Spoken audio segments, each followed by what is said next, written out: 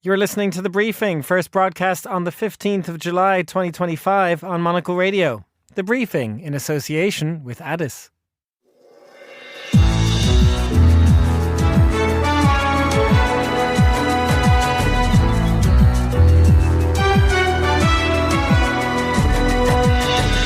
Hello and welcome to The Briefing, broadcasting live from Studio One here at Midori House in London. I'm Chris Chermak. Coming up on today's programme, the Air India crash investigation prompts aviation authorities in at least two countries to check Boeing fuel switches. We'll have the latest on the fallout. After that, the more I encounter those perceptions, the more I feel it's actually underestimating the similarity between Chinese people, especially Chinese young people, and young people from different parts of the world. Ching Wong, a Chinese language podcaster based in Amsterdam, tells us what it's like to report on Europe for a Chinese audience.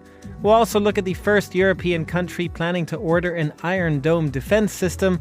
And finally, we're joined by Confect editor Sophie Grove. Sophie, you're here to talk about the marriage of fashion and hospitality.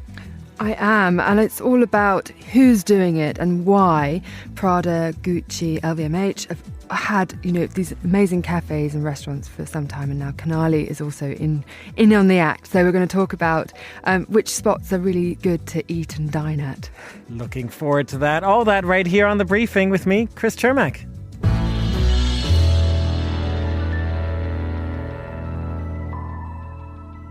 We have been getting preliminary reports this week on what happened to an Air India Boeing 787 jet that crashed last month, killing 260 people. And among the likely causes identified has been fuel switches that may have accidentally choked off fuel to the plane just after takeoff. It's a problem that U.S. authorities apparently warned airlines to check all the way back in 2018, but because it wasn't a mandatory order, not all airlines followed through. Indian and Korean authorities are now among those checking the fuel switches on all of their 787 Dreamliner and Boeing planes. Well, I'm joined now by Sally Gethin, aviation analyst, and by Maya Sharma, journalist based in Bangalore. Sally, I want to start with you. If you could explain this preliminary report, first of all, what do we know at the moment about what happened? So it really is a preliminary report.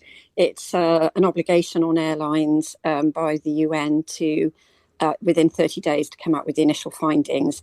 And we really are at the early stages and we can't jump to any immediate conclusions. But as you pointed out just now, Chris, the fuel control switches have come under scrutiny. There was a dialogue in the on the flight deck where one pilot said to the other, "Why did you switch those off?" And the other one said, "I did not."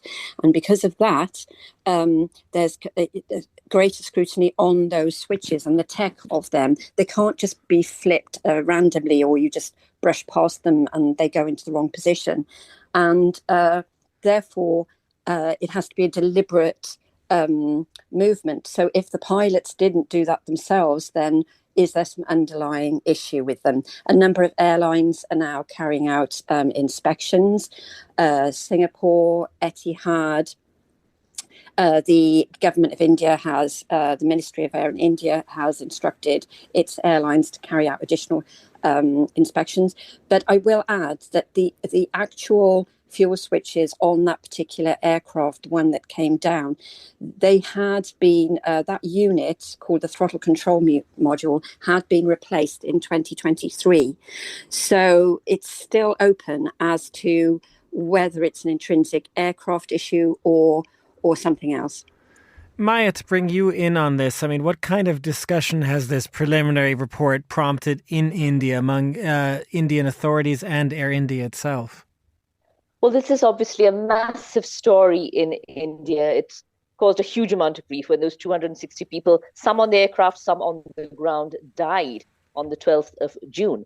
And the preliminary report, which came out in the early hours of Saturday, late Friday night, talking about the switches going off and the possibility, the speculation that the possibility that one of the pilots had turned off the switch. There was a lot of discussion about a recording, the recording from the cockpit, where one pilot is heard asking the other, "Why did you turn off the switches?" And the other pilot says he didn't do so. There is much focus on that little conversation, that small conversation.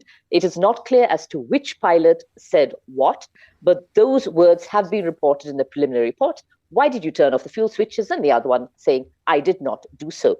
And the speculation, of course, then comes to whether it was pilot error. As Sally said, it's very, very early days yet. This is a preliminary report.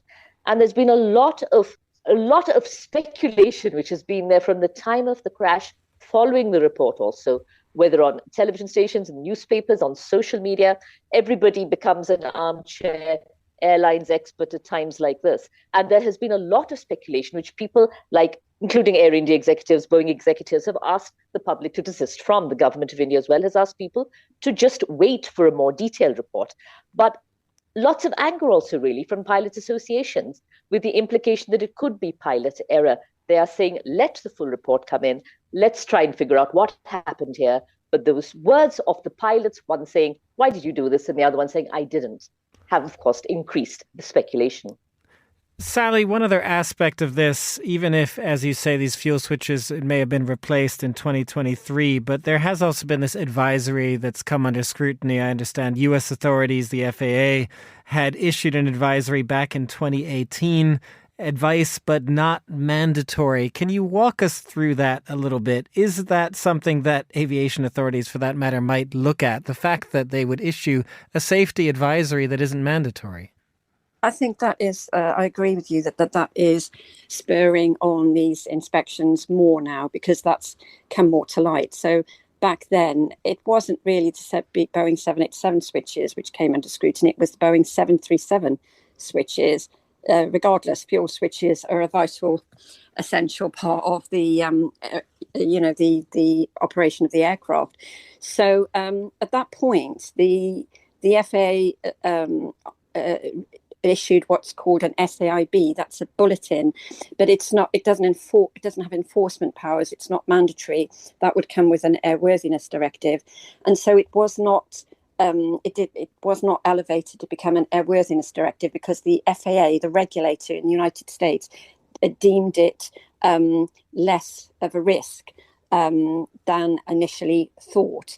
But nevertheless, airlines were notified, and many airlines did follow through and carry out their own inspections at the time. But now, because of this incident, there's greater focus on that, and that's enhanced the rigor, if you like, over switches inspections around the world. But these are the airlines that are doing this are opting to do it rather than being forced to do it. Obviously, in India, the government, like I said before, has is enforcing that. But otherwise, in the report, it did say that there was no requirement at this stage for anything to be enforcement action over the switches, these fuel switches on Boeing aircraft. Of course, that could change later on.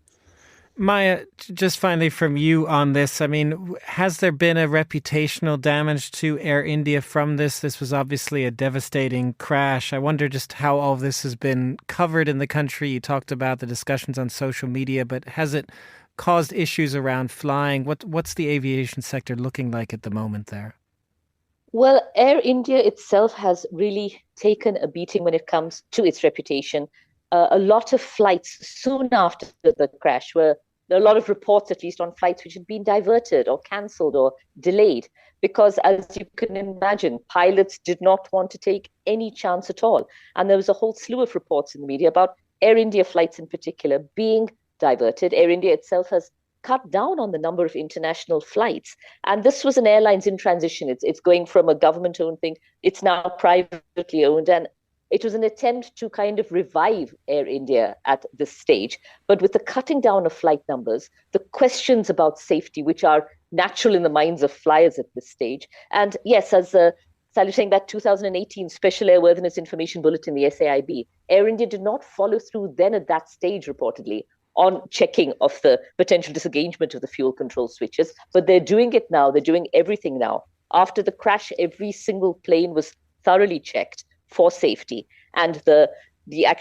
head of Air India here, the CEO, Campbell Wilson, also made it clear that the preliminary reports does not show any mechanical or maintenance issue with the aircraft or the engine. They are trying to recover from this, but it has, of course, raised a lot of questions about the safety of aviation in general and Air India in particular.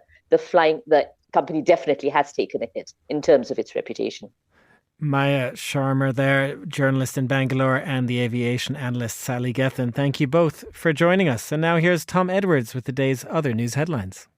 Thank you very much indeed, Chris. Donald Trump says he's disappointed but not done with Vladimir Putin. The US president was speaking just hours after warning Russia of tough tariffs if it doesn't back a ceasefire in Ukraine within 50 days. Trump also endorsed NATO and its common defence principle. Poland's Prime Minister Donald Tusk will reshuffle his cabinet next week after a delay caused by a junior coalition partner.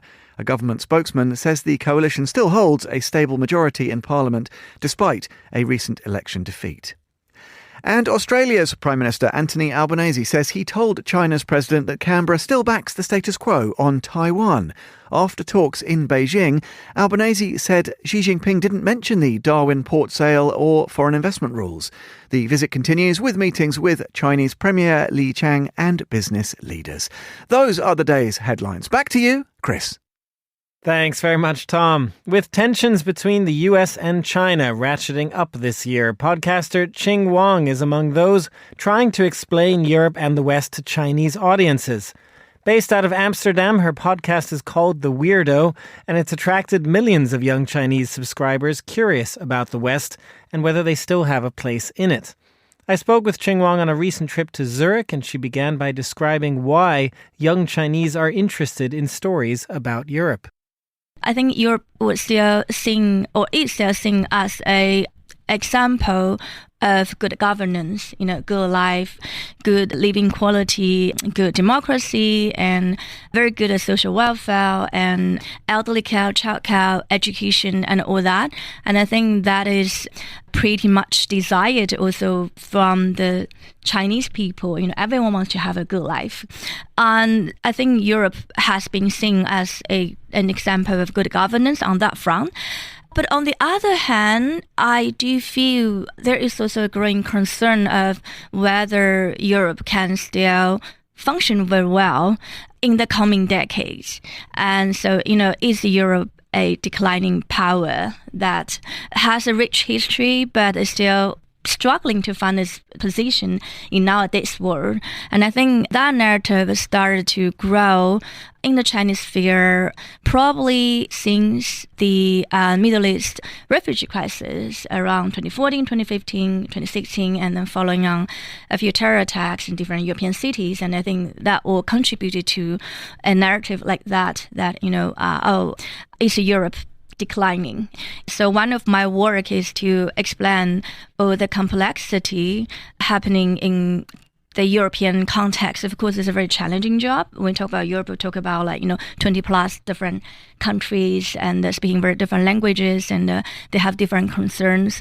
But during this process, I also discovered there is a huge interest among Chinese young people of understanding a more comprehensive picture of the world, of the Western society. Because you said you are from the US, and I would also be curious about your experience too. I think in China, when you talk about the West, a very conventional perception is that the US is often seen as the only version of the West. And by explaining Europe, writing about Europe, I'm trying to explain to my audience that there are many Wests, there are many versions of the West. Yeah. That's really interesting. Yes, there are many versions of the West, but I'm sure that's the case in the same ways that, frankly, in the West, we don't imagine there are that many versions of China, and there are many versions of China as well. Yeah. And I did want to ask you, actually, on that front, if that's something you try to do as well with your role in Europe. How do you see the perceptions of China in the West? You spoke about kind of the lack of understanding maybe that there is of Europe in China. How about the other way around? Yeah, I think there can be, many layers in the answer to that question. And I want to address a specific one, which is the audiences I am working with. It's a group of Chinese young people who are nationally minded, liberal minded, and aspiring to know what is going on and want to make a difference in the world. Maybe age between 18 to 35 and with good education, with intense curiosity. So I was often asked the question in different conferences in the West about, what is on the mind of the Chinese young people? What is their ambition? What do they want? And my feeling is that they are actually not that different from young people in the West. They want to have good life. They want to have good education. They want to be able to spend good time, learn about new things, have good community. And I think that is quite a shared interest universally.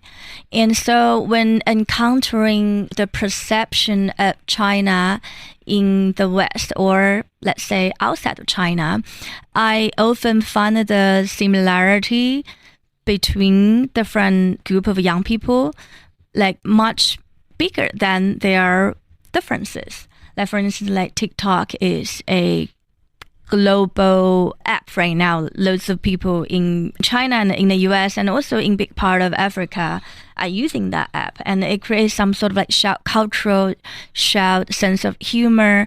So I will say the more I encounter those perceptions, the more I feel it's actually underestimating the similarity between Chinese people, especially Chinese young people, and young people from different part of the world. Does the politics of the moment impact that? Visas, the trade war, everything that is happening. I'm curious how you feel that permeates society, impressions of the West. When I was in China about 10 years ago, there was an intense interest in the West in a positive way, kind of wanting to know more about the West and its culture. Do you feel that that is still there, or is that shifting a bit because of the politics? Yeah, I want to maybe get back to one of the points you mentioned earlier, that there isn't just one version of China, and there are many versions of China. And so I would say my general understanding is the feeling, the emotions, the curiosity, the interest towards the West inside China are also being quite divided at this moment. There is still a huge interest about the West, from the business community. And I think the general interest from the public, there's definitely a tension growing, because you do see that on the one hand, I think different countries in the world, especially in a few Western countries, the focus and the interest is getting more and more inwards focused, and immigration as an issue has been hotly debated in almost every election in major Western country. On the other hand, a lot of the tension is pointed specifically towards China and China's growing influence. And so I think that is making things more discouraging for that group of Chinese young people I was talking about, especially because right now it does feel like a lot of a struggling time for China and the West to stay engaged with each other. I do feel the work that you are doing is particularly important, which is to still, try to build a bridge when things are difficult, and especially when things are difficult. Because when things are easy, it's not that precious, let's say. But right now, this kind of effort is particularly appreciated. Chinese podcaster Ching Wong there, speaking to me in our Zurich studio. You're listening to The Briefing on Monocle Radio.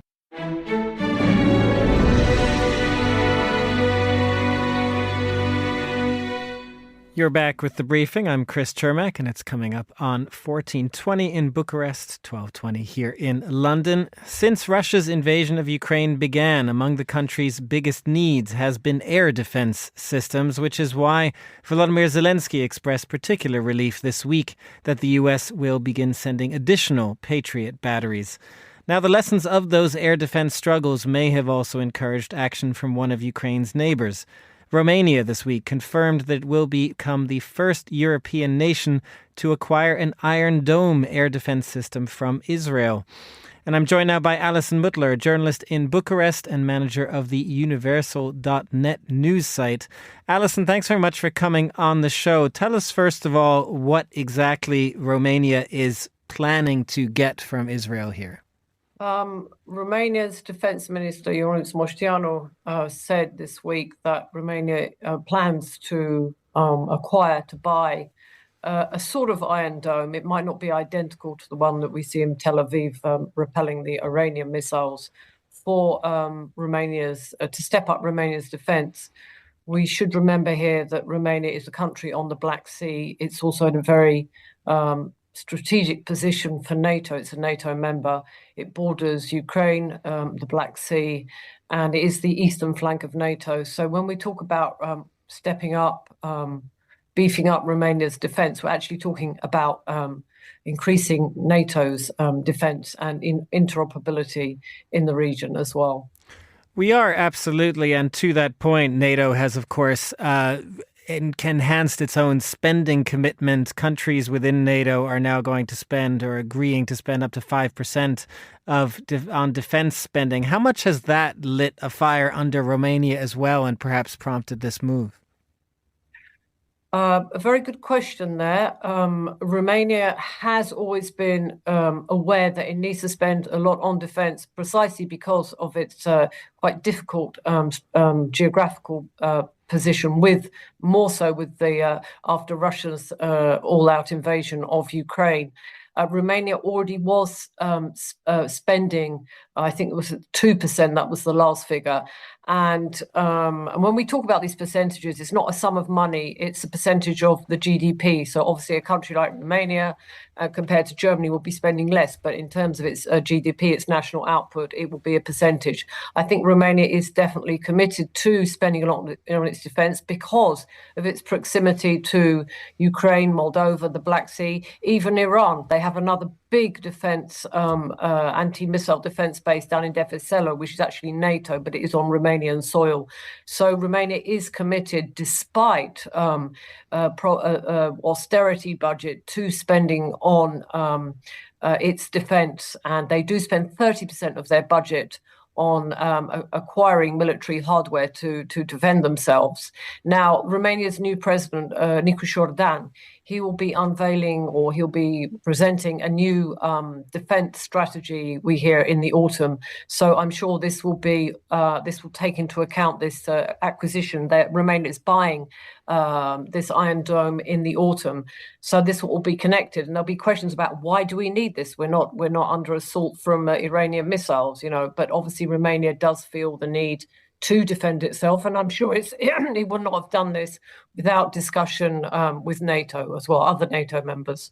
It will certainly have discussed this with NATO, but to your point about austerity in the country and the budget, given that this is an expensive undertaking, about 2.3 billion euros, I understand, how is it going down with the public? I mean, I'm curious in that sense as well, whether the public currently views, whether ordinary Romanians perceive this threat from Russia that certainly the government perceives.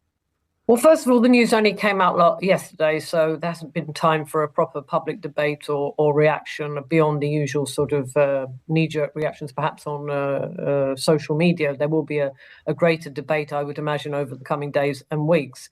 But I think Romania has historically been very wary of Russia. I mean, Russia came into, basically invaded, well, they were on the same side as Russia after the Second World War, and, brought communism with it. And they had a lot of power. Russia had a lot of power in the years afterwards. And there are some quite traumatic memories for Romanians of Russia. And given that, we have a war in neighboring Ukraine, we also, we have Moldova, Republic of Moldova is a buffer zone, but that is also, there's always talk about, Russia could invade there next. Romanians do, I think, feel the need to feel secure against potential Russian invasion, even though Romania is a member of NATO, which means the Article 5, if Romania were attacked, and I'm not saying it will be, and I don't think it will be, but if Romania were attacked, then the other NATO allies are obliged by this Article 5 to come to Romania's defence. But on on the one hand, there will definitely be an issue with the amount this will cost Romania at a time of austerity and budget cuts. But on the other hand, the threat of Russia, both in the collective memory and also with what is happening on the ground in Ukraine and in the region, is very real. So I would imagine some public backlash, also backed by Russian disinformation, that will they will provoke a sort of negative reaction. But I don't think it will be that difficult for Romania to acquire this. There may be questions, where's the funding coming? Can Romania get funds from, I don't know, other NATO members? I'm not saying it will be able to. It might be a totally Romanian acquisition. And there will be questions about the expense for sure, but Romanians are definitely concerned about the Russian threat. Alison Mutler, journalist in Bucharest, thank you very much for joining us. You're listening to The Briefing on Monocle Radio.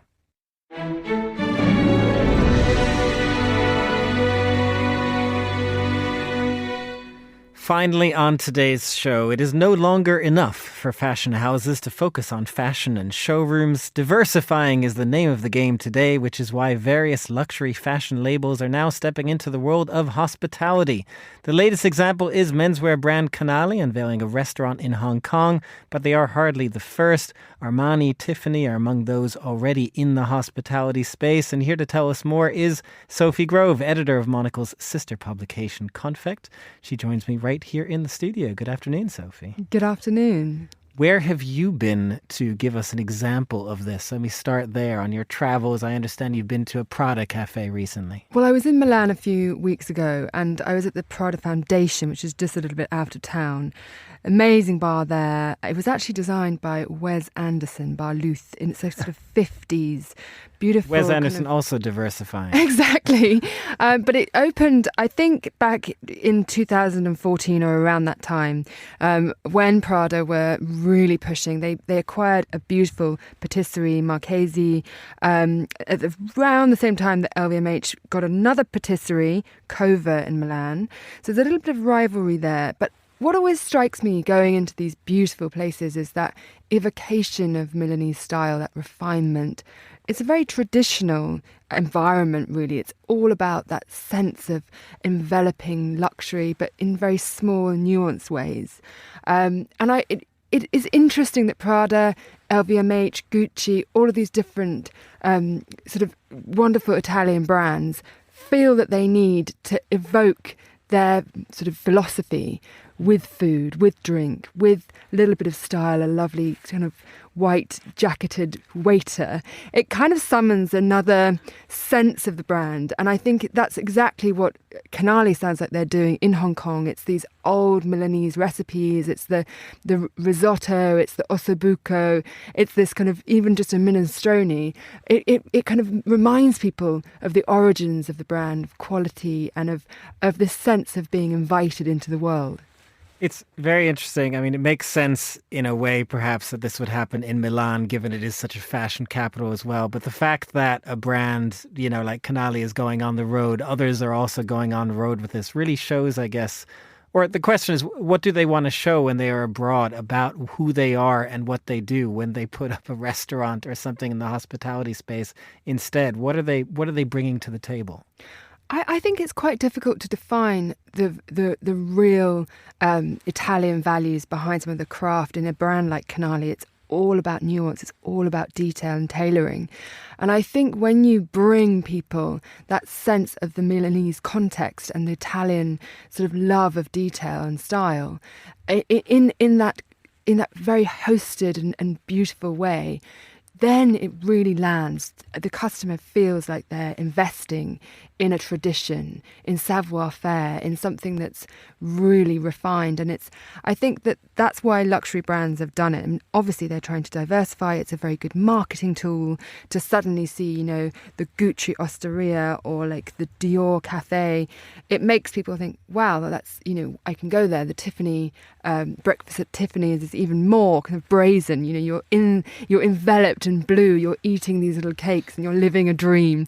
So it is a way of kind of allowing people to access the dream. But I think the real appeal of it is showing the nuance and the kind of sense that luxury is about quality and craft and these tiny details.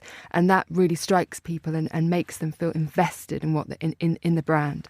And is it your impression that they've all done it well, I suppose? Like, there must be a lot of consideration that goes into something like this, or at least I'd be curious. You can't just throw something like this together, can you? Who has kind of the right concept for doing this well? Well, there are different approaches, because I think the Armani cafes are actually very successful and a very nice experience, but they're much more branded. But then if you look at LVMH, they've recently in 2024 bought Chez l'Ami Louis, which is in Paris. It's a classic French restaurant and they haven't branded it. They've just bought it. They're supporting it. It's actually kind of no frills, but it's a Parisian institution, so they're showing that they are actually the patrons. They're investing in that for future generations. Part of the community as well in that sense. And for me, that's a really interesting approach because it's very subtle. And obviously people know that when they go there, they're in an LVMH world. They bought Belmond in 2018 for 2.6 billion, and that has these incredible, the Cipriani in Venice, the Splendido.